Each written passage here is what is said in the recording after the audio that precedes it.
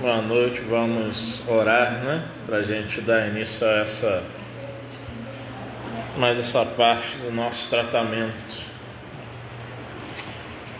Deus, Senhor nosso, estamos aqui agradecidos mais uma vez pela oportunidade de podermos refletir sobre os ensinos que a doutrina espírita nos traz, na certeza de que já nestes momentos de estudo, tanto com o nosso irmão Paulo Marcelo, quanto agora conosco, ou qualquer outro companheiro ou companheira que aqui venha a falar, os espíritos bondosos já estão atuando no tratamento necessário a cada qual, complementando-os depois com os passes magnéticos. Abençoe-nos, ó Deus, abençoe a cada pessoa aqui presente, encarnada, desencarnada, e a cada lar aqui representado. Assim seja. Boa noite, Denise. Vamos para as polêmicas do Dr. Paulo hoje de novo, Denise? Vamos ver. Hoje não vai ter polêmica, eu acho. Não, hoje o capítulo do Espírito Hamed, o Espírito Hamed nos traz no livro Os Prazeres da Alma, é individualidade. Individualizar-se é reconhecer a própria maneira de desenvolver-se física, emocional e espiritualmente. Carl Gustav Jung definiu individuação como um processo por meio do qual uma pessoa se torna consciente de sua individualidade. Individualidade pode ser definida como o conjunto de atributos que constituem a originalidade, a unicidade de uma criatura e que a distinguem de outras tantas. É o somatório das características inerentes à alma humana. Toda criatura que se individualizou tornou-se um ser homogêneo, pois não mais procura comparar-se com os outros. Admite sua singularidade.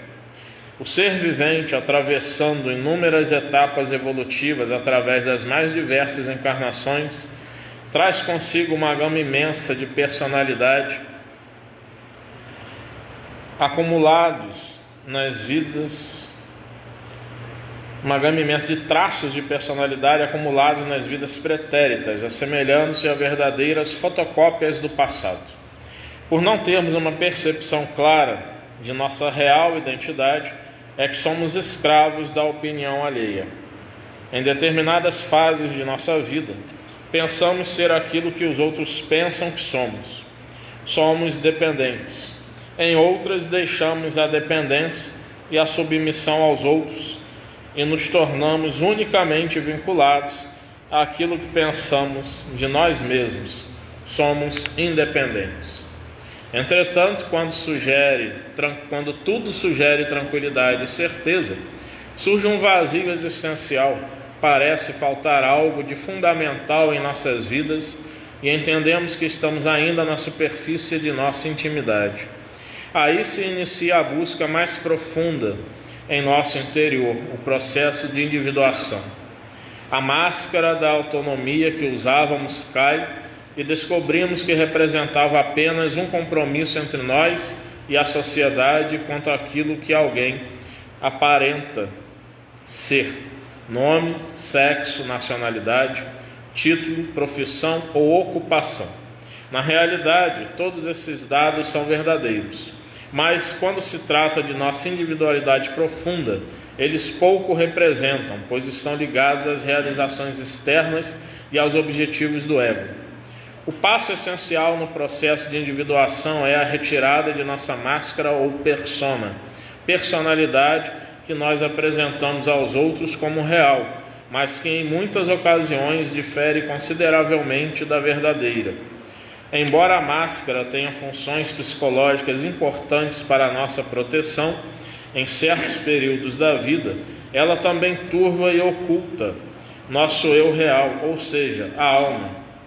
Para nos tornarmos um indivíduo, são necessários o exercício do autoconhecimento e uma constante autoobservação para que possamos distinguir com nitidez o que somos agora e o que fomos ontem, sem querer acomodar todos os pontos de vista das pessoas com as quais convivemos. Individualizar-se a receber a própria maneira, individualizar-se a reconhecer a própria maneira de desenvolver-se física, emocional e espiritualmente. Os benfeitores espirituais enfatizam que as leis divinas devem ser apropriadas à natureza de cada mundo e proporcionais ao grau de adiantamento dos seres que os habitam. Questão 618 do Livro dos Espíritos. As leis naturais que dirigem a vida são sábias e justas e agem em cada indivíduo de forma relativa e não generalizada. A onipotência divina leva em conta a imensa diversidade dos níveis de amadurecimento dos seres humanos. Portanto, o justo é sempre proporcional ao estágio evolutivo de cada criatura. O juízo é sempre proporcional ao estágio evolutivo de cada criatura. Ao nos identificarmos com o nosso eu mais profundo, reconhecemos que somos espíritos imortais e, por consequência, emerge de nossa intimidade uma consciência liberta do mundo mesquinho, diminuto e pessoal do ego. Aberta a uma postura ética de participação nos interesses coletivos, a consciência identifica-se com uma cosmovisão onde todas as coisas estão ligadas por sutil e complexa malha de fios invisíveis. Aqui, pequeno capítulo, os que eu li todos sem parar, né? Geralmente eu tenho lido e feito as considerações em alguns parágrafos. A média está falando da individuação, né? Que traz Carl Gustav Jung, fundador da psicologia analítica, e Jung vai dizer, né, que a individuação, claro, é a percepção que a pessoa tem de sua maneira de estar, se desenvolver física, emocional e também espiritualmente. E esse processo não se dá da noite para o dia. Ninguém se reconhece e reconhece esse mecanismo de evolução próprio, do próprio desenvolvimento, se não se auto-observar, se não se olhar profundamente, de forma constante. E no nosso dia a dia a gente vive, né, uma palavra, até uma mensagem que o Espírito Diego trouxe, eu estava ouvindo o áudio dele, né, e ele falando que a gente tem uma palavra que a gente está falando muito, todo dia. Estou numa correria danada, e todo mundo vive nessa correria, e a gente não está se dando tempo para refletir, para olhar para nós mesmos. E quando a gente não faz isso, a gente vive no automático. E aí ele chama a atenção de que a gente deve se colocar nesse momento, né? Ah, mas Léo, o Espírito Diego falou, mas ele não deu a solução. Ele precisa dar? Cada um vai olhar o tempo que tem e vai buscar fazer isso. Ele não precisa dar a solução, porque a questão 919 e 919A do Livro dos Espíritos já tem essa solução. Diz o Espírito Santo Agostinho. Kardec pergunta: um sábio já vos disse: conhecereis a verdade, não conhecereis a verdade não, conhece a ti mesmo, né? Eu ia citar Jesus aqui, na verdade ele está falando dos filósofos, e que Sócrates traz essa máxima, né? Conhece a ti mesmo. Kardec fala: entendemos a sabedoria dessa máxima, mas como praticá-la? Aí Santo Agostinho fala: fazer o que eu fazia quando estava na terra. Todos os dias, antes de me deitar, eu olhava para mim mesmo, refletia no meu dia, né? Eu chamo isso de retrospectiva, né? A gente fazer uma retrospectiva todo dia do que a gente fez. Fazer esse chamado exame de consciência. Nossos atos foram bons? Se foram bons, nós vamos nos louvar. Se foram não bons, nós então vamos buscar ter o propósito de nos corrigir naquilo ali. E assim a gente está olhando para a gente. Está fazendo esse trabalho. Ah, mas eu estou na dúvida, eu fiz alguma coisa. Aí Santo Agostinho fala: se você fez alguma coisa que você está na dúvida se foi boa ou ruim, tenta se colocar na posição de ser uma pessoa estranha, vendo a você mesmo fazendo aquilo. Se coloca como um estranho, seja observador de você mesmo. Se olhe, e aí você vai entender. Se uma pessoa de fora visse aquilo, porque você está se colocando como uma pessoa de fora. Se uma pessoa de fora visse aquilo, como é que eu posso falar assim, Regina fez isso, eu fiz isso, mas vou jogar a figura de Regina. Se eu visse Regina fazendo isso, o que eu ia falar? Aí eu ia falar assim, eu ia recriminar a Regina. Então eu não fiz certo. Aí a gente começa a ter, né, aquilo ali. A Regina fez certo. Que bom, não vou recriminar a Regina, então eu fiz um ato bom. E aí a gente vai aprendendo a se conhecer e buscar nesse autoconhecimento a ver todo esse processo, né? O desenvolvimento físico nosso desenvolvimento emocional, as nossas ações e as nossas reações diante das situações da vida, e também o nosso desenvolvimento espiritual. Como que eu estou cuidando da minha parte espiritual? Como que eu estou vivenciando isso? Seja em qualquer religião que eu esteja, né?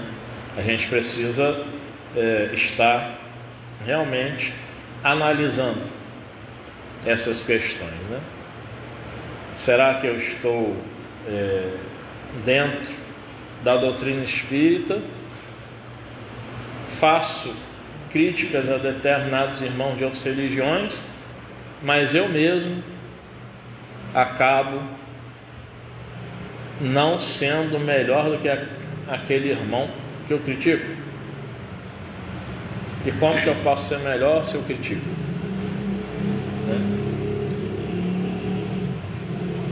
Então a gente tem que tomar muito cuidado com esse tipo de conduta e de pensamento nosso, né?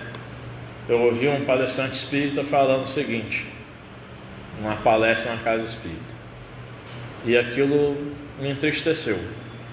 No final ele falou dentro daquilo que a gente pensa, mas me entristeceu porque ele falou assim: os nossos irmãos evangélicos, eles não acreditam na reencarnação, então eles não conhecem a verdade. Bom, só a reencarnação não é a verdade, né? E aí ele desencarna, não conhece a verdade, vai para o mundo espiritual, vem para a reunião mediúnica, numa casa espírita, a pessoa fala que ele está na casa de oração, ou no hospital de socorro, ou num grupo espírita, e aí fala para ele que ele vai ouvir, né, agora aquilo que ele não acreditava, ele vai acreditar. E ele fala assim, que a pessoa estava naquela religião, que não se falava a verdade, então aquela pessoa desencarna, está perdida. Não é por aí, né? Não é por aí. Quais os atos dessa pessoa? Quais as movimentações que essa pessoa está fazendo, independente da crença dela?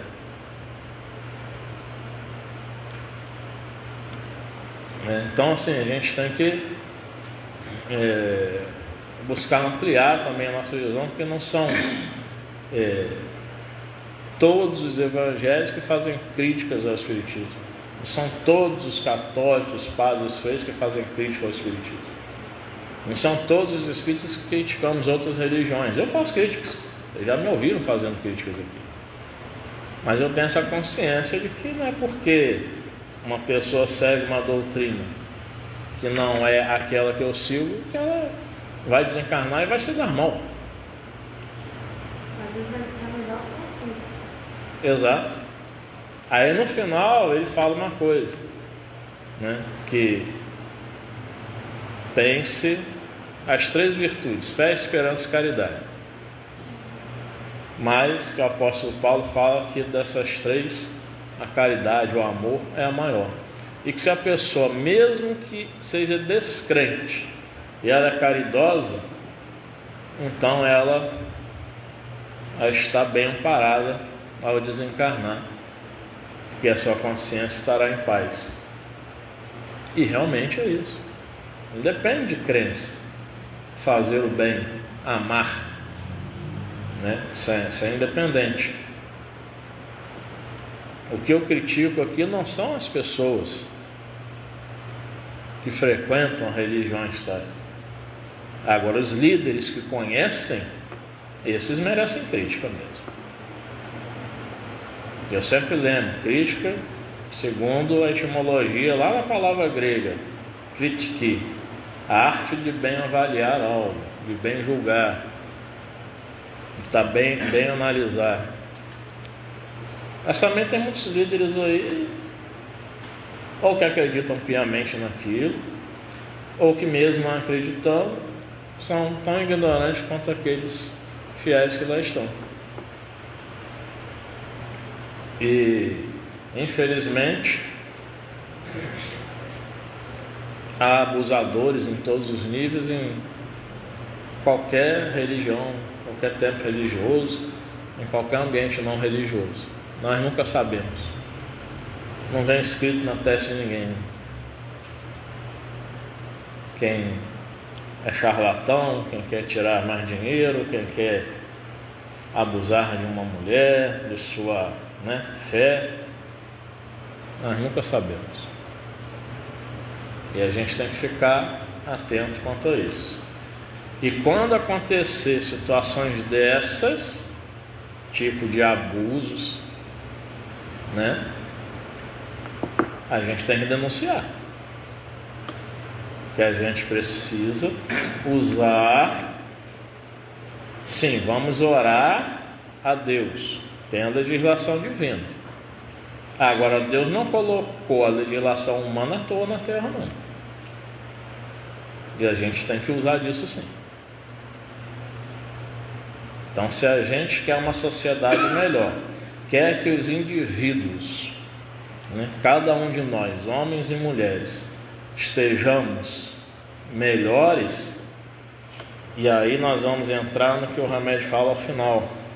Ao nos identificarmos com o nosso eu mais profundo, reconhecemos que somos espíritos imortais e, por consequência, emerge de nossa intimidade uma consciência liberta do mundo mesquinho, diminuto e pessoal do ego, aberta a uma postura ética de participação nos interesses coletivos. Quando a gente desperta uma consciência, nós vamos, como minha esposa fala, pensar coletivamente. Não vamos pensar só individualmente. Individuação não é individualismo, que no fundo é sinônimo de egoísmo, querer só para si. Então, nós pensando coletivamente, nós vamos pensar, por exemplo, numa sociedade melhor. Então, se eu testemunho uma violência contra uma mulher, que eu denuncie. Se eu testemunho um homem falando coisas que não são bacanas sobre uma mulher, que eu fale, que eu não me cale, que eu chame a atenção desse homem. O Giovanni, irmão nosso, mandou um vídeo esses dias. Foi ontem, né? Foi ontem. Estava vendo uma mulher num restaurante, um cara, e o cara falando: eu pago sua conta e nós vamos para um outro lugar. É só eu pagar sua conta e tá tudo certo. Eu falei para o Giovanni, na minha época, quando era aquele garoto, adolescente, tímido, mas, tentando lá chegar nas meninas e tal, quando um homem, um colega nosso agia assim, a gente massacrava ele. Você não é homem, rapaz, você não se garante, você não sabe conquistar uma mulher. Se você quer mulher paga, tem prostitutas aí. Você respeita. Se a mulher diz não, acabou, parte para outra, cara. Isso lá nos meus 15, 16, 17 anos. Faz tempo. Estou quase 50, 47 anos. Faz tempo, está na hora já de eu desencarnar. Vocês estão mais em conta aqui do grupo. Não, ainda não. E aí, assim, a gente precisa denunciar isso aí. não admitir isso. E isso é consciência coletiva, é o agir no individual, mas para atuar no bem-estar da sociedade, do coletivo. Para que a gente, em qualquer situação, não venha com a postura de só vou orar.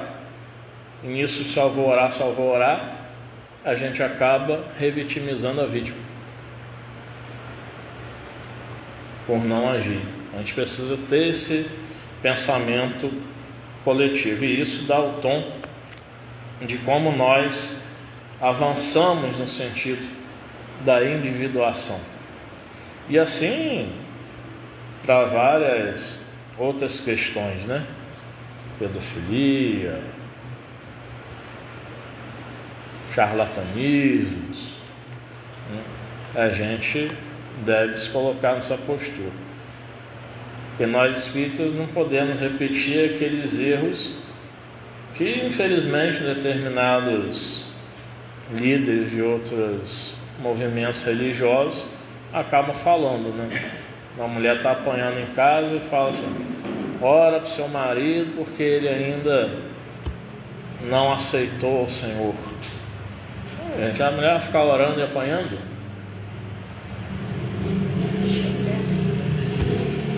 Não tem lógica isso. Situações de racismo, vamos denunciar, vamos falar, vamos chegar perto da pessoa e vamos agir. Nosso amigo Charles, um dia, era na época da pandemia. Estava em 2021, as coisas estavam abrindo. Eu fui ao antigo supermercado Extra com ele. Ele estava vestido com as vestes próprias da religião dele, um candomblé, estava com miaô,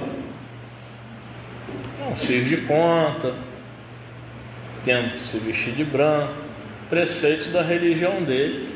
Ele estava iniciado há pouco tempo. Hoje ele já se veste normalmente, não precisa, esse rito já passou. Quando ele foi perguntar o preço a uma colaboradora do Extra, de um produto, Charles, preto, né? A colaboradora também preta, ela lá com cereja na cabeça, ela olhou para ele assim e deu uma resposta tanto quanto grosseira. Na mesma hora, o modo antirracista foi ativado, na mesma hora. Já chegou, foi para trás, cheguei para perto dela, ainda quis me segurar assim. Eu fiz assim, já sabe, não, quando o Léo está assim, um conhece o outro, né? O amigo já vai agir. Fui lá e falei: olha, qual o preço aqui desse produto? Ah, me tratou super bem. Aí eu fui e falei mesmo: senhora, me desculpe, mas aquele senhor lá é meu amigo, ele perguntou o preço a senhora do mesmo produto, e a senhora não deu a ele a resposta adequada. Por quê? Porque ele está vestido com as roupas do preceito da religião dele? Ela olhou: não é isso não. A senhora pode não entender, não aceitar o que eu vou dizer, mas a senhora agiu com racismo com ele. Aí, antes de ela se defender e falar: mas eu também sou preta, eu falei: independente de você ser preta também, a questão é ter consciência de que ali está a cultura negra presente. E a senhora está com tererê na cabeça. Isso vem de onde?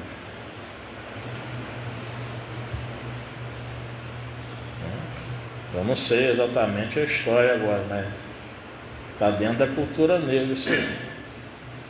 Aí ela ficou um pouco sem graça. Eu estava feito. Eu, Bia e Charles estávamos indo para um curso de intolerância religiosa e racismo religioso pela CIRB, Subsecretaria de Igualdade Racial e Direitos Humanos. Foi organizado o evento em 2021 também, final de 2021. Aí chamamos um Uber, o Charles estava lá em casa. E eu e Bia entramos na parte de trás e o Charles até, né? A questão, né? Eu vi esposa ali, ele foi na frente. O cara olhou para ele com suíço de conta. Não, o senhor vai atrás, por favor. Eu estava com um álcool gel, ele parecia que eu botava na cintura, ele parecia uma arma. Aí na hora eu não tomei outra atitude. Jorge, eu botei a mão assim, ó. O senhor vai permitir que eu vá na frente então? Aí o cara olhou, o retrovisor olhou assim, me viu com a mão naquele trombone e ele ficou com medo de mim. Eu falei, ele não agiu com violência, agora eu vou agir na base da força também. Só porque meu amigo é preto e está agindo assim com ele, olhando que fiz descontos, que racista é esse? Esse branquelo, bicho branco, eu pensei também, esse branquelo aí. Não vai fazer isso com meu amigo não. Aí ele olhou assim, não, porque não sei o quê. Então, Charles, você vem atrás, vamos todo mundo atrás aqui. E eu fui o tempo todo assim, o senhor, por favor, nos leve o mais rápido possível no nosso destino. E eu com a mão aqui, ó, olhando para o retrovisor, sairinho para ele, Bia me cutucando, estou eu. Eu ia perguntar, Bia perguntar. Nós somos espíritas, mas nós somos humanos. Nós temos que agir. Eu lembro de uma palavra de Chico Xavier. Eu sou uma besta espírita, isto é, um médium que os espíritos incorporavam nele. Mas ele complementava, mas eu não sou um espírita besta. Chico falava o quê? Ninguém me faz de bobo. Eu posso até me fazer de bobo, mas ninguém me faz de bobo. Agora, eu não sou doce, né, gente? Que nem Chico Xavier. Eu não sou. Eu sou Leonardo. Que nada. Nada, pertinho, vou desencarnar. Oi, Chico, tudo bem?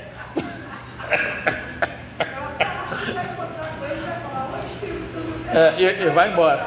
Aí ele vai falar assim: estou indo socorrer os irmãos que nem você, ignorante. A moça que mora na minha casa fez isso, raspou a cabeça, chegou em casa com um negócio de peso aqui do braço, outro na perna, uma roupa branca, um negócio na cabeça, trabalhou meses em casa assim. Mas é isso aí. Eu respeito a religião dela. Passar a roupa pelo genro, morre de medo, né?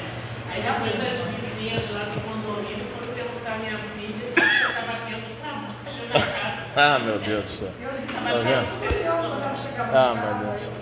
Adoro ela. Isso aí, a gente que tem um respeito, né? E quantos desses muitas vezes que falam aí que tem respeito, eu não sou racista. Aí quando vai ver, age como racista. Não, não é decorar. Ele fala assim, eu sou racista, eu tenho um amigo que é preto. Fala assim, ou não é homofóbico. Tem um amigo lá que é gay. É muito bom amigo. Aí acha. Tem esse, Não é racista. Tem esse negócio, né? Eu já. Tem amigo gay, tem amigo com AIDS. Tem tudo quanto é tipo de amigo. Meu pai quase liga. O que eu já ouvi falando são aquelas pessoas que falam assim, né? Na minha família mesmo já ouvi muitas vezes, já corrigi muitas pessoas aquele tipo de fala. Fulano é pretinho, fulano é gay. Mas ela é uma pessoa boa, mas ele é um homem bom. A orientação sexual e a cor da pele dá o tom do caráter da pessoa? Claro que não. É que nem uma atriz, foi qual atriz? Não esqueci agora. Ela estava falando o seguinte, a Bia me passou um vídeo muito interessante dela falando, porque dona fulana, não sei quem, era empregada lá de casa, todo mundo, eram todas negras, elas eram amigas da família, não sei o quê.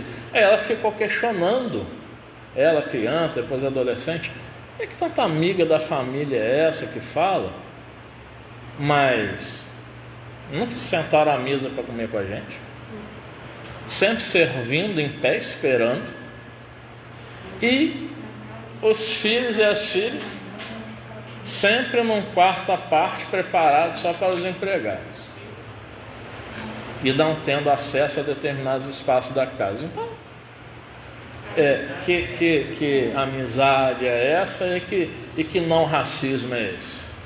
É disfarce. É a mesma coisa, o homem que bate no peito e fala: eu sou conservador, eu sou da família tradicional brasileira, mas está aí adulterando. Primeiro, a família tradicional brasileira é uma balela, isso não existe nem aqui nem na China. Entendeu? Hã? Nem da China mesmo. Exatamente. E segundo, o que é ser conservador? Será que sabe o que é isso? Será que tem consciência política do que é isso? Não tem. Não tem. Um homem que fala uma coisa dessa, como aquele caso do político que disse que a mulher o tinha traído e que ele se mata e mata os 2 filhos para poder atingir a mulher. Aí o povo fala contra a mulher, não fala da dor dela e fala defendendo o cara. Se ele quiser se matar, que ele se matasse. Não tinha nada que se vingar da mulher matando os próprios filhos, não. Um cara desse, no último ato da vida dele, ele disse para todo mundo: eu não presto. Exatamente. Se ele quiser se matar, é contra a lei de Deus, mas ele se matar, se ele fizesse mal a ele. Exatamente. Matou os filhos, se matou.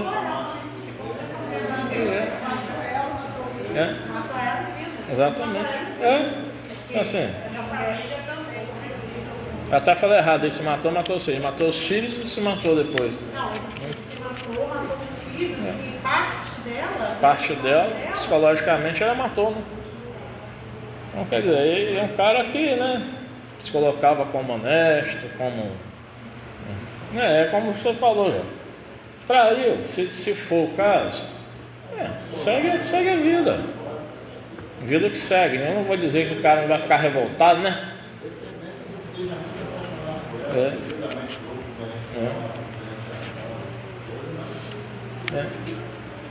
Mas a gente que é homem, né, Jorge? A gente sabe, não vamos defender nossa classe, não. Homem é mais safado mesmo. Homem é mais safado mesmo. Não que não tenha mulheres que não sejam, mas infelizmente, se você fala se tem a mulher que trai, o homem tem, mas se for olhar também, aquele homem já traiu aquela mulher muitas vezes. Não estou defendendo a traição que a mulher faz, não. Mas não adianta aquele negócio, não adianta o sujo falar mal lavado, né? Pois é, eu concordo com você, cada um segue do seu lado. Né?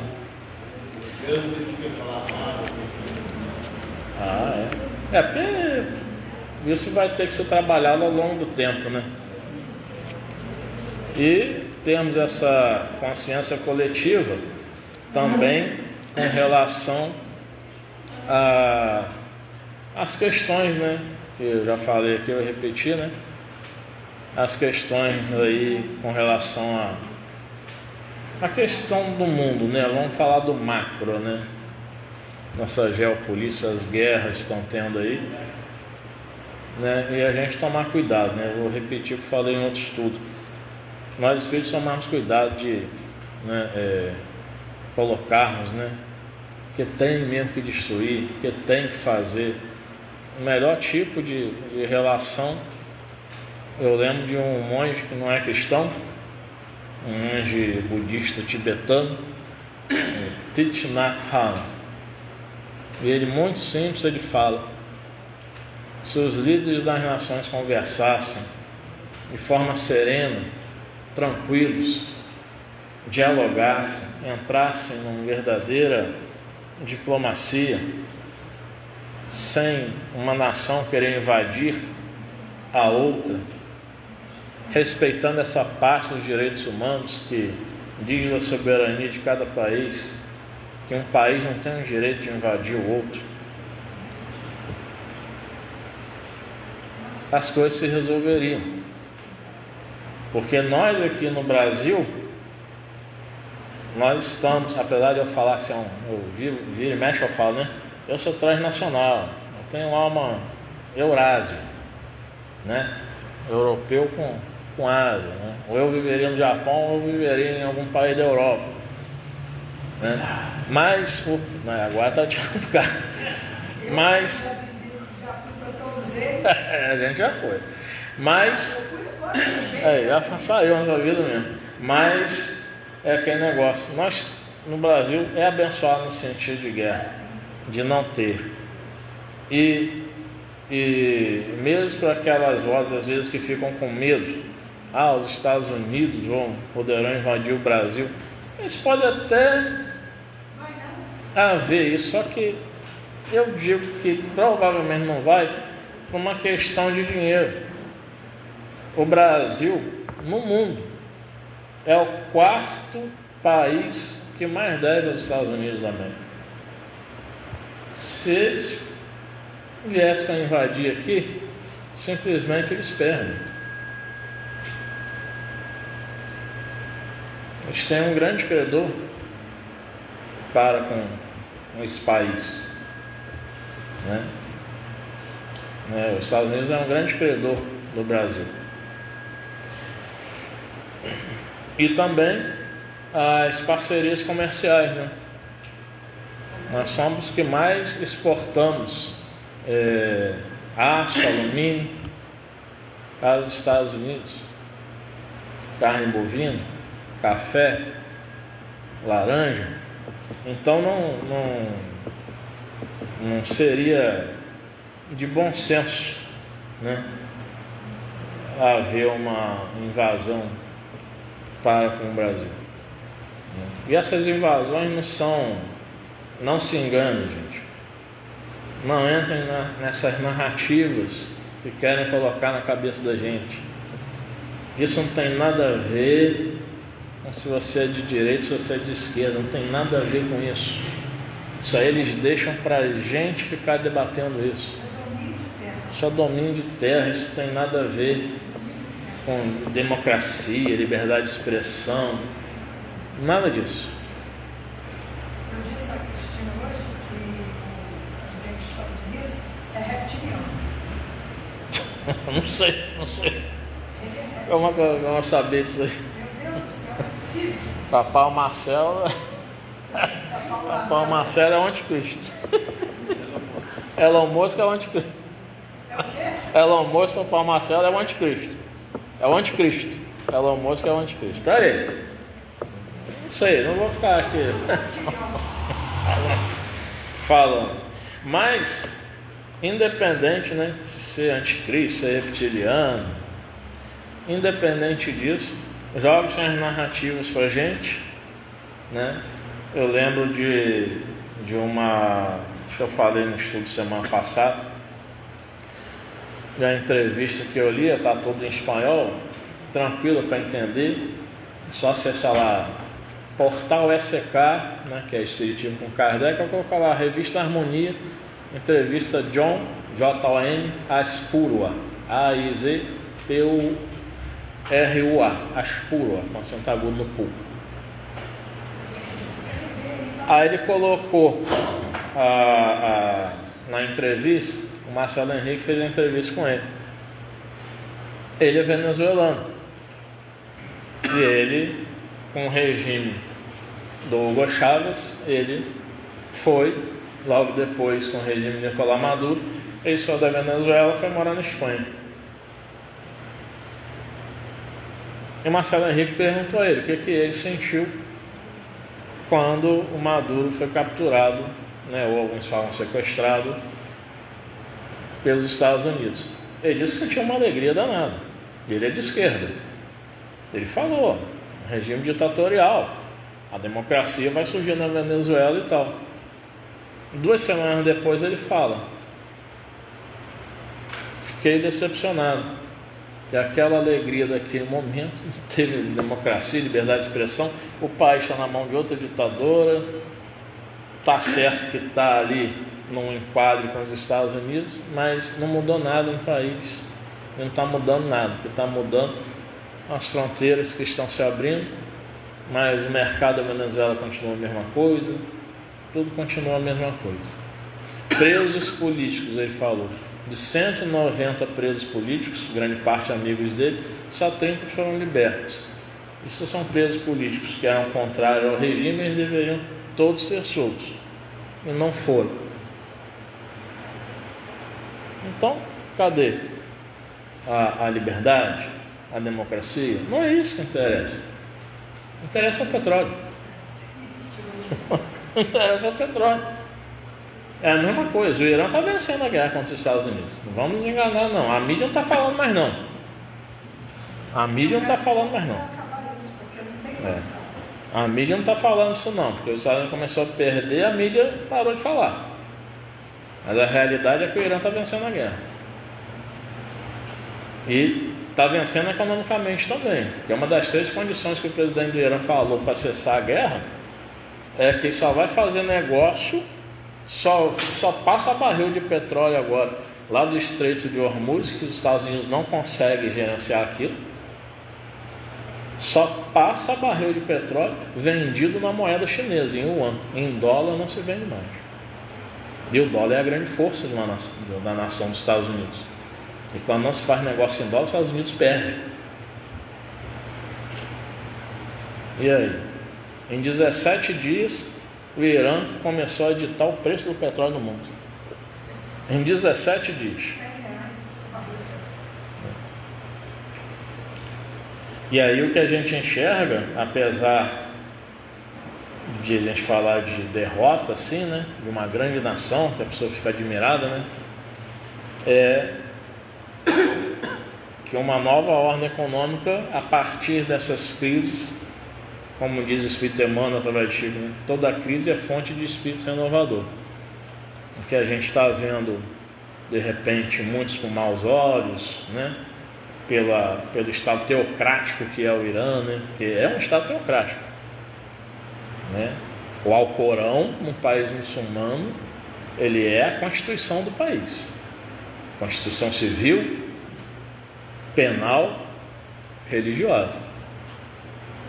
As leis são ditadas pelo Alcorão. E aí, muitos ficam assustados, mas alguma renovação pode ter. A partir disso aí. De algumas nações ficarem. É deles. Mas eles podem também modificar. Não sabendo. Eles podem modificar a estrutura, né, de determinadas negociações econômicas, né, no mundo. Eu acho que é a nova ordem mundial. Você tirou as palavras do meu cérebro agora. A nova ordem mundial está surgindo, realmente. Um mundo que era antes unipolarizado, né? Os Estados Unidos mandavam em tudo, depois ficou bipolarizado, agora é multipolarizado, várias nações. E isso afeta, eu estou falando isso aqui, aí vocês acham, meu Deus, o cara está falando lá, está polemizando, falando de questão política, o que isso tem a ver com o estudo que ele está fazendo, que é a individuação? O que isso tem a ver comigo enquanto indivíduo, enquanto pessoa? Tem tudo a ver. Que afeta nossos bolsos, afeta a maneira como nós começamos a enxergar o mundo, Nosso emocional. afeta o nosso emocional, afeta a maneira que a gente vê o mundo, nosso emocional, o nosso bolso, afeta também a nossa estrutura espiritual. E como nós estamos pensando sobre isso? O que nós estamos a pensar a respeito disso? Qual é o nosso pensamento coletivo a respeito disso? Será que é querer que a minha opinião, o que eu penso, se eu sou a favor do Irã, não, tem que aplaudir o Irã. Se eu sou a favor dos Estados Unidos, tem que aplaudir os Estados Unidos. Será que é ficar nessa simplicidade, nessas coisas simplórias? Ou a gente consegue avançar um pouco mais e entender assim, um dia, com a graça de Deus, um dia nós não teremos mais guerras. O que o monge tibetano Thich Nhat Hanh falou, o que Jesus Cristo falou, de no final nós sermos um só rebanho, com um só pastor, vai ser real. vai ser real. Não vai haver mais destruições em massa. Não vai ter mais isso. Nós não vamos mais ver violências contra a mulher, violência urbana, assaltos, nada disso. Nós vamos viver bem. Todos seguirão as leis porque sabem que é o melhor. Ninguém vai querer ser melhor que ninguém, porque o homem, o ser humano, vai buscar se elevar acima dele mesmo, não acima do outro. É isso que faz com que a gente se torne pessoa melhor. E isso é individuação. É a gente se tornar o que a gente é. O que nós somos? Espíritos, numa caminhada evolutiva para sermos melhores. É isso, vamos encerrando para a gente partir para a segunda parte. Deus, Senhor nosso, estamos aqui agradecidos por mais esses momentos de reflexões, começando, Senhor, sobre cada um de nós, ampliando para a coletividade e retornando à reflexão para o que cada um de nós pode e deve realizar em si. E se cada um, Senhor, de nós modifica-se, obviamente, uma multidão começa a se modificar. Pedimos a Ti, Senhor, que nos auxilie, junto aos benfeitores espirituais que nos assistem, dando ânimo, dando forças para que sigamos e realizemos o que devemos realizar, que é o bem não só para nós, mas para todas as pessoas que estão ao nosso redor, sejam homens, mulheres, jovens, idosos, crianças, pessoas das orientações sexuais as mais diversas, que todos possam ter em nós um olhar de fraternidade, de vermos a Tua face, ó Deus, no rosto de cada um. Assim seja.